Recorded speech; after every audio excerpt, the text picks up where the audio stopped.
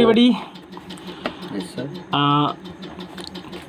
आज हम class 10th का जो सेकंड चैप्टर है एसिड बेस एंड साल्ट्स, उसमें पार्ट 3 से हम क्या करेंगे, स्टार्ट करेंगे। इसके जस्ट पहले हमने पार्ट 2 जिसमें हमने क्या बताया था, the test of acid and base, मतलब इंडिकेटर के द्वारा हम एसिड और बेस को क्या करेंगे, टेस्ट कर लेंगे। इस पर हमने डिस्कशन किया था। लेकिन आज हम जो वीडियो है आपका, इसमें हम एसिड बेस और साल्ट आपका चैप्टर है और क्या पढ़ेंगे हम, क्लासिफिकेशन ऑफ एसिड, मतलब एसिड के क्या क्या क्लासिफिकेशंस हैं और एसिड के क्या प्रॉपर्टीज़ हैं। तो इन दो टॉपिक्स के बारे में हम क्या करेंगे, डिस्कशन करेंगे। तो let's to be start the discussion of the classification of acids and properties of acids.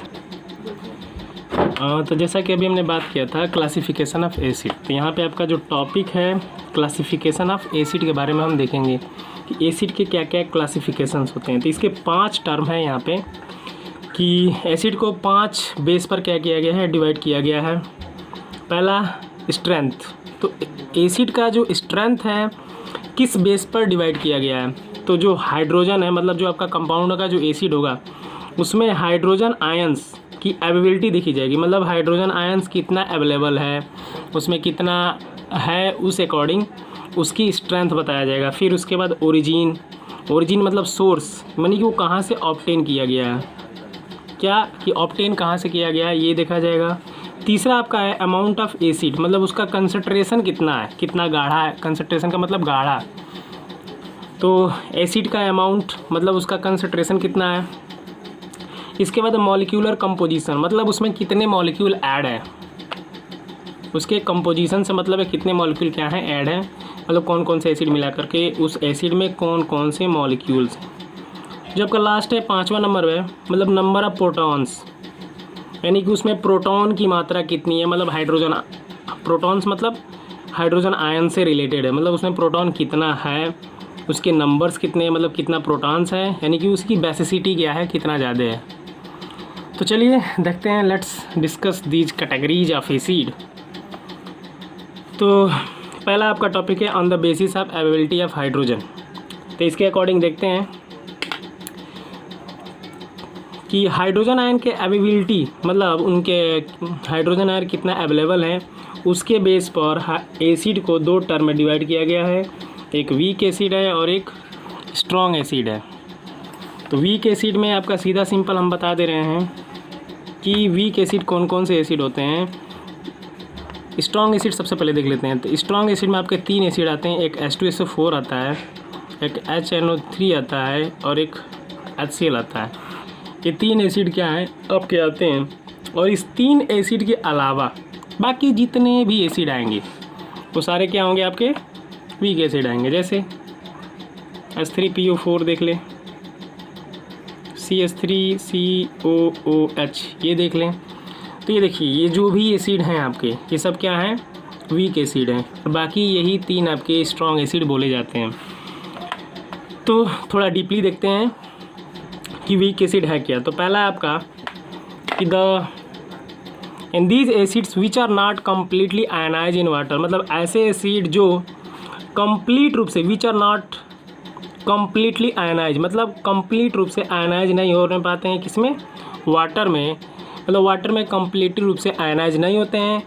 And give a few hydrogen ions, मतलब हाइड्रोजन आयंस क्या करते हैं, बहुत कम मात्रा में गिव करते हैं। कहाँ पे, एक्वस सॉल्यूशन में। जैसे आरएनएस कॉन्सेप्ट बताया गया था कि एसिड क्या होते हैं, तो आरएनएस कॉन्सेप्ट का क्या था आपका कि जो एसिड होंगे, मतलब जो हाइड्रोजन आयन गिव करेंगे वो जो केवल किस में, जो एक्वा सॉल्यूशन, मतलब उसका कंडीशन था कि एक्वा सॉल्यूशन आएगा तभी जाके हाइड्रोजन आयंस क्या होंगे, गिव होंगे।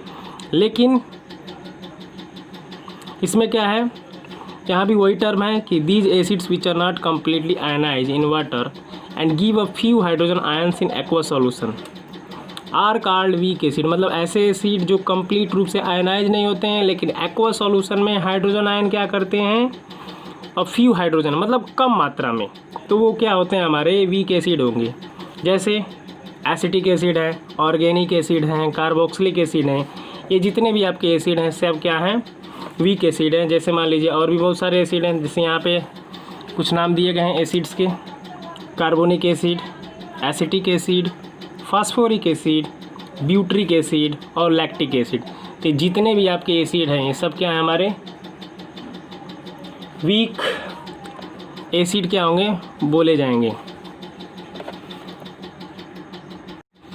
तो जैसा कि हम क्या बात कर रहे थे, वीक एसिड के बारे में बात कर रहे थे। तो यहाँ पे दो acid which are not completely ionize in water and give a few hydrogen ion, मतलब एक्वा सॉल्यूशन में हाइड्रोजन आयन कम देते हैं लेकिन वाटर में कम्प्लीटली रूप से आयनाइज नहीं होते हैं, तो क्या कहलाते हैं हमारे वीक एसिड कहलाते हैं।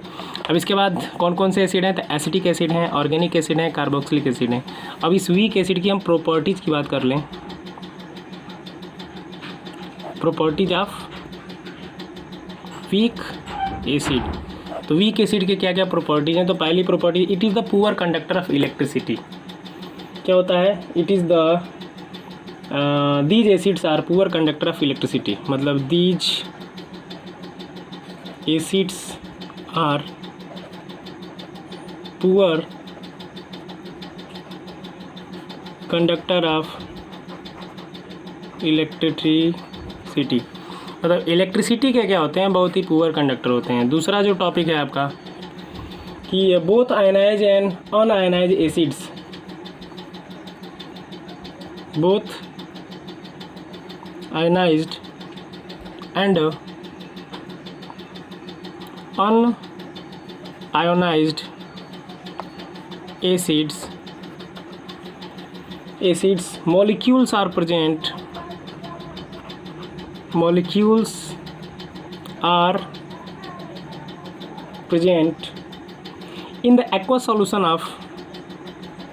in the aqueous solution of aqueous solutions of the weak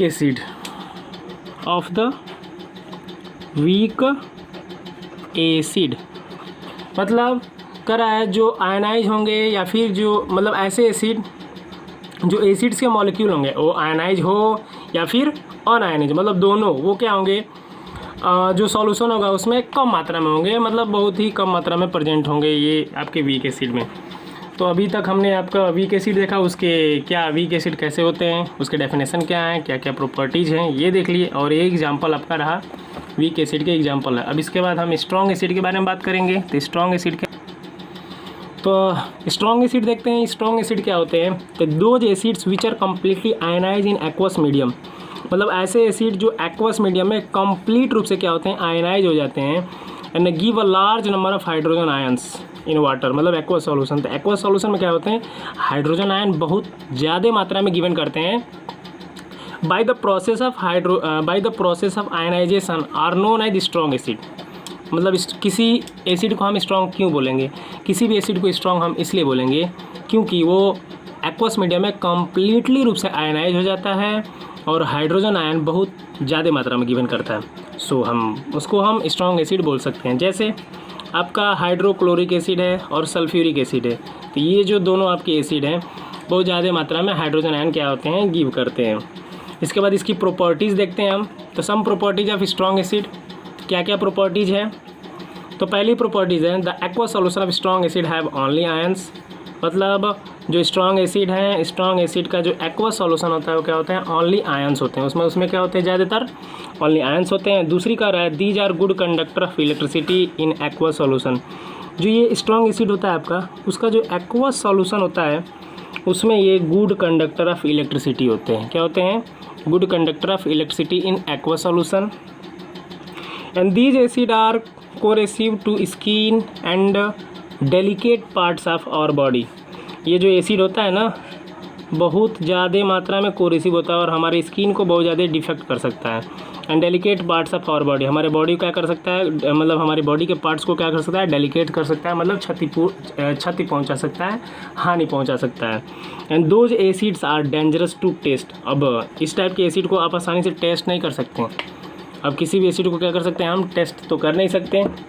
इसके बाद देख लेते हैं कौन कौन से एसिड हैं जो आपके स्ट्रॉन्ग एसिड हैं। तो अभी हमने 3 बताया था, लेकिन कुछ और भी एसिड है जो क्या होते हैं हाईली कोरेसिव होते हैं और उन्हें स्ट्रॉन्ग एसिड बोला जाता है। जैसे आप ये तो जानते हैं HCl, HNO3 और H2SO4, तो ये आपके 3 एसिड हैं।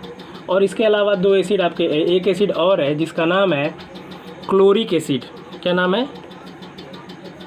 क्लोरिक एसिड, और इसका फार्मूला होता है HClO3। तो ये जो आपका एसिड है वो क्या कहलाता है? हमारा क्लोरिक एसिड कहलाता है।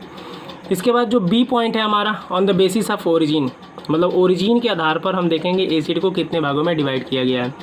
तो ओरिजिन के आधार पर एसिड को कितने भागों में डिवाइड किया गया है? 2 भाग में डिवाइड किया गया, एक ऑर्गेनिक है और एक क्या है हमारा? मिनरल है। तो ऑर्गेनिक एसिड और मिनरल एसिड। ऑर्गेनिक एसिड कौन कौन से हैं? तो those acids which are derive from plants and animals are called organic या कार्बोक्सिलिक एसिड। मतलब ऐसे एसिड जिसे प्लांट से या फिर एनिमल से क्या किया जाता है? डिराइव किया जाता है, मतलब बनाया जाता है, वो क्या कहलाता है? हमारा ऑर्गेनिक एसिड कहलाता है या फिर कार्बोक्सिलिक एसिड कहलाता है। अब यहाँ जो ऑर्गेनिक आपका वर्ड है ये कहाँ से डिराइव किया गया है? तो ऑर्गेनिज्म, जैसा तो आपको पता ही है, ऑर्गेनिज्म से क्या किया गया? डिराइव किया गया है। जो ऑर्गन है यानी कि ऑर्गेनिज्म मतलब जीव, और हर एक जीव में क्या होता है? कार्बन एटम्स होते हैं। यानी क्या कंटेन करता है? कार्बन एटम को क्या करता है? वो कंटेन करता है। And not very strong so easily eat और ड्रिंक, जो क्या होता है? बहुत not very strong so easily eat और ड्रिंक, मतलब क्या होता है? बहुत ज़्यादा स्ट्रॉन्ग नहीं होता है, जिससे आसानी से क्या कर सकते हैं? हम खा सकते हैं या फिर पी सकते हैं। दूसरा है आपका मिनरल एसिड। अभी मैंने ऑर्गेनिक एसिड देखा, अब मिनरल एसिड देखिए। तो जो मिनरल एसिड होते हैं वो harmful to take food items, मतलब आप जो फूड आइटम टेक करेंगे उसके लिए क्या होते हैं? बहुत ज़्यादा हार्मफुल होते हैं। मिनरल एसिड में देखिए कैसे क्या होता है? कह रहा है those acids which are obtain from various minerals, मतलब ऐसे एसिड्स जो अलग अलग मिनरल से क्या किए जाते हैं? ऑब्टेन किए जाते हैं या फिर सिंथेसाइज किए जाते हैं from minerals in laboratories are called inorganic या मिनरल एसिड। इसका सीधा सा मतलब ये देखिए, ऐसे एसिड जो क्या होते हैं लैब में या इंडस्ट्रीज में क्या किए जाते हैं? यूज किए जाते हैं, मतलब इनऑर्गेनिक भी बोल सकते हैं, उसे हम क्या बोलते हैं? मिनरल एसिड बोलते हैं। और जो मिनरल एसिड होते हैं वो क्या होते हैं? हाईली कोरेसिव होते हैं। अब जैसे फॉर एग्जांपल में जैसे मान लीजिए सल्फ्यूरिक एसिड है, हाइड्रोक्लोरिक एसिड है, नाइट्रिक एसिड है, कार्बोनिक एसिड है, ठीक है। कार्बोनिक एसिड है तो आपका वीक में आता है, और दूसरा क्या है? HClO3 जो क्लोरिक एसिड आपका। ये सारे क्या है? हमारे मिनरल एसिड हैं, और ये बहुत ही ज़्यादा क्या होते हैं? खतरनाक होते हैं। सी आपका आते बात करते हैं, इसके बाद जस्ट हमने अभी देखा है बी। अब चलिए सी देखते हैं। तो on the basis of amount of acid, कर एसिड की मात्रा कितनी है इसके हिसाब से एसिड्स 2 टर्म होते हैं, एक होता है डाइल्यूट एसिड और एक होता है कंसनट्रेटेड एसिड। तो डाइल्यूट एसिड कैसे होते हैं? ये डाइल्यूट एसिड आपके ऐसे एसिड जो लेस कोरेसिव होते हैं, मतलब ये जो उतना खतरनाक नहीं होते हैं और ना ही डेंजरस होते हैं। लेकिन जो दूसरा आपका टर्म है कंसनट्रेटेड एसिड, मतलब ये मोर कोरेसिव एंड मोर डेंजरस। अगर कोरेसिव है तो डेंजरस भी होगा, अगर लेस कोरेसिव है तो लेस डेंजरस होगा। तो सबसे पहले हम देखते हैं कि डाइल्यूट एसिड। डाइल्यूट एसिड क्या होता है? मतलब कह रहा है ऐसा सॉल्यूशन, मतलब एसिड का ऐसा सॉल्यूशन जिसमें लो परसेंटेज ऑफ एसिड, मतलब एसिड की मात्रा क्या हो? लो हो, लेकिन वाटर की मात्रा क्या हो? हाई परसेंटेज हो। तो ऐसे एसिड क्या होते हैं? हमारे डाइल्यूट एसिड कहे जाते हैं। मतलब किसी भी एसिड को, अब यहाँ पे एक प्रॉब्लम फंसता होगा कि किसी भी एसिड को कंसनट्रेट कैसे करते हैं और डाइल्यूट कैसे करते हैं। तो डाइल्यूट का सीधा सा मतलब होता है पतलापन, मतलब क्या करना? उसे पतला करना। जैसे मान लीजिए आप कोई सॉल्यूशन बना रहे हैं, पानी की मात्रा उसमें ज़्यादा कर दिए, और जो जिस केमिकल का सॉल्यूशन बना रहे हैं उसकी मात्रा क्या कर दी आप? कम कर दिए। तो पानी की मात्रा ज़्यादा है और जो सॉल्यूशन बना रहे हैं उसकी मात्रा कम है, तो वहाँ पे क्या होगा? गाढ़ा होगा कि पतला? वहाँ पे पतला हो जाएगा। तो पतला को ही क्या बोला जाता है? डाइल्यूट बोला जाता है। इसके बाद है कंसनट्रेटेड एसिड। तो कंसनट्रेटेड एसिड क्या है आपका? इसका सीधा सा मतलब होता है गाढ़ेपन से, कितना गाढ़ा है, गाढ़ेपन। तो ऐसे एसिड का है these solutions which have high percentage of acid, मतलब एसिड की मात्रा क्या है? बहुत ज़्यादा हाई होगी, and low percentage of water, and water की मात्रा क्या होगी? बहुत ज़्यादा लो होगी पर यूनिट वॉल्यूम, उसके वॉल्यूम में। तो ये क्या कहलाता है? हमारा कंसनट्रेटेड एसिड कहलाता है। तो ये आपका डाइल्यूट एसिड और कंसनट्रेटेड एसिड रहा।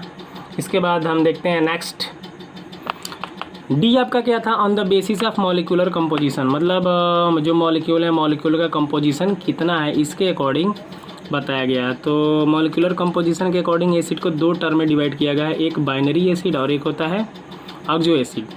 तो बाइनरी एसिड किसे बोलते हैं? जिसमें हाइड्रोजन की मात्रा कम हो, मतलब एक hydrogen, have hydrogen and one other element, मतलब हाइड्रोजन क्या हो, एक हो और बाकी दूसरे एलिमेंट हो, तो वो क्या कहलाता है हमारा? बाइनरी। बाइनरी का मतलब होता है एक, मतलब बाइनरी आप कंप्यूटर लैंग्वेज में पढ़ेंगे बाइनरी। बाइनरी नंबर आपके क्या होते हैं? 1 और 0 बोले जाते हैं। तो यहाँ पे 0 नहीं देखना है हमें, 1 को कंसिडर करना है, मतलब जिसमें हाइड्रोजन एक हो बाकी अदर एलिमेंट हो।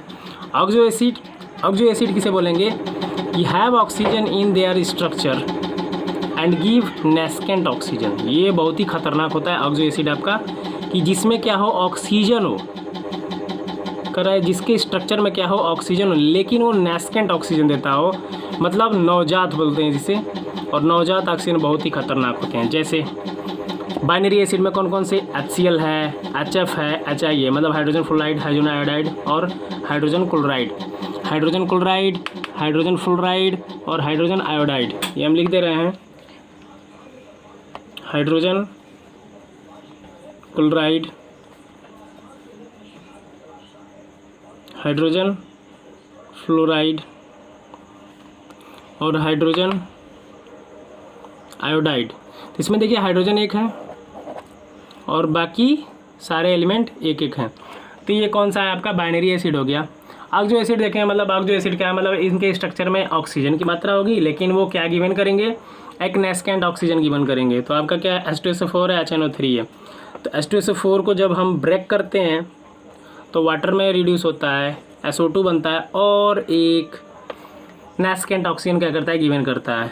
और नेस्केंट ऑक्सीजन गिवन करने के कारण, इसी कारण ना ये जो आपका H2SO4 है ना, बहुत ज़्यादा हाईली कोरेसिव होता है। और ये भी आपका क्या है? HNO3 मतलब नाइट्रिक एसिड, ये भी क्या करता है? ऑक्सीजन, मतलब नेस्केंट ऑक्सीजन गिवन करता है, इस कारण ये भी बहुत ज़्यादा खतरनाक होता है। लेकिन किंग ऑफ एसिड आपको किसको बोला जाता है? H2SO4।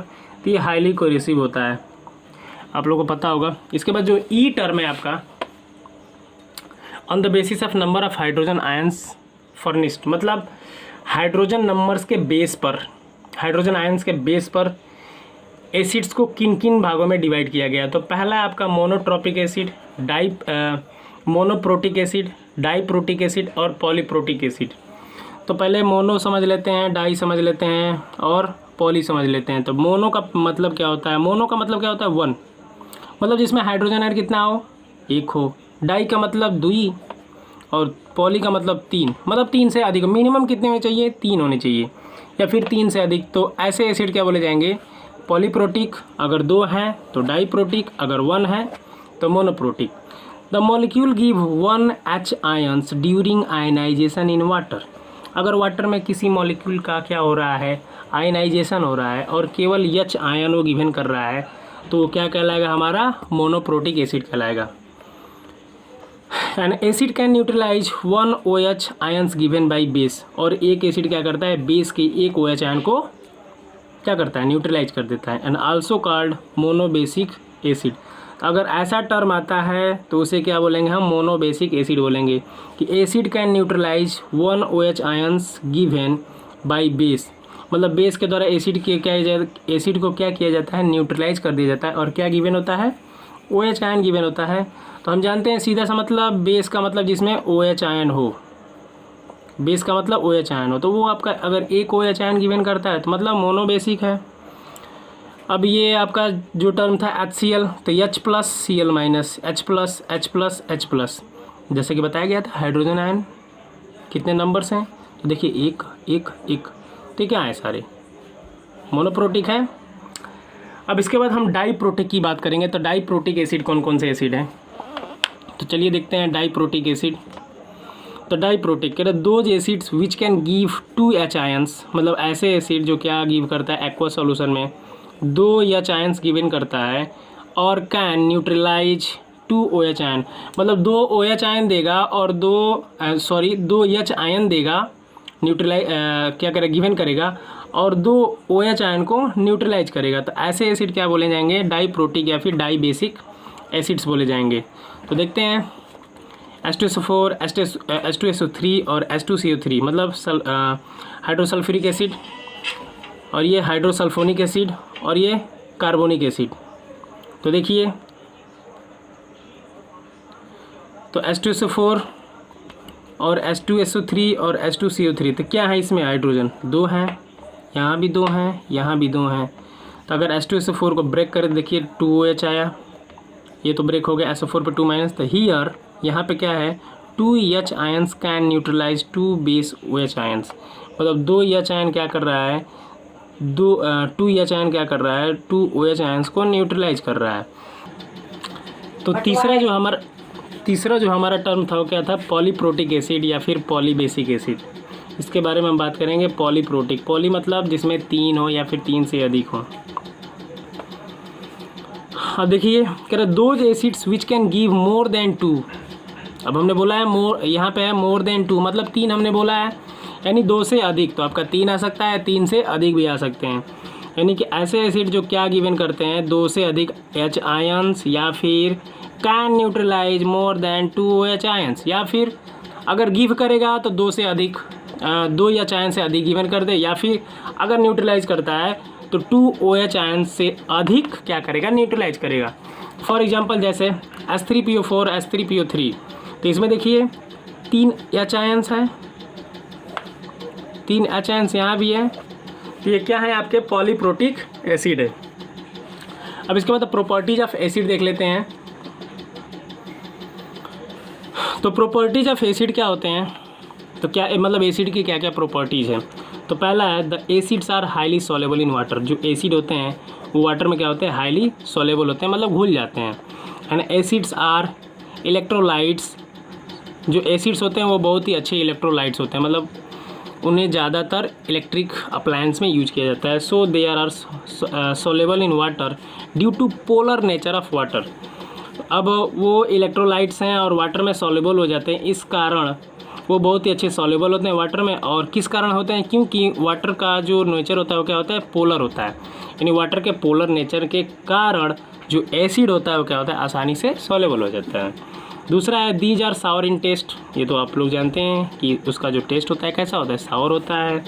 And good conductor of electricity in aqua solution and in molten state.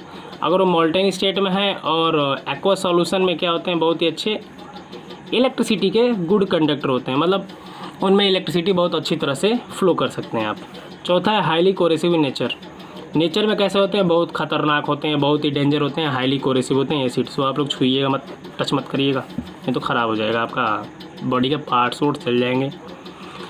Next है मे बी इन सॉलिड और लिक्विड स्टेट। जो आपके एसिड्स होते हैं कभी कभी सॉलिड के स्टेट में मिल जाएंगे और कभी लिक्विड के स्टेट में मिल जाएंगे। Next the high melting and boiling point. Acid का मेल्टिंग और बॉइलिंग पॉइंट क्या होता है, बहुत ज़्यादा हाई होता है। नेक्स्ट प्रॉपर्टीज है the dissolution of acid in water is highly exothermic.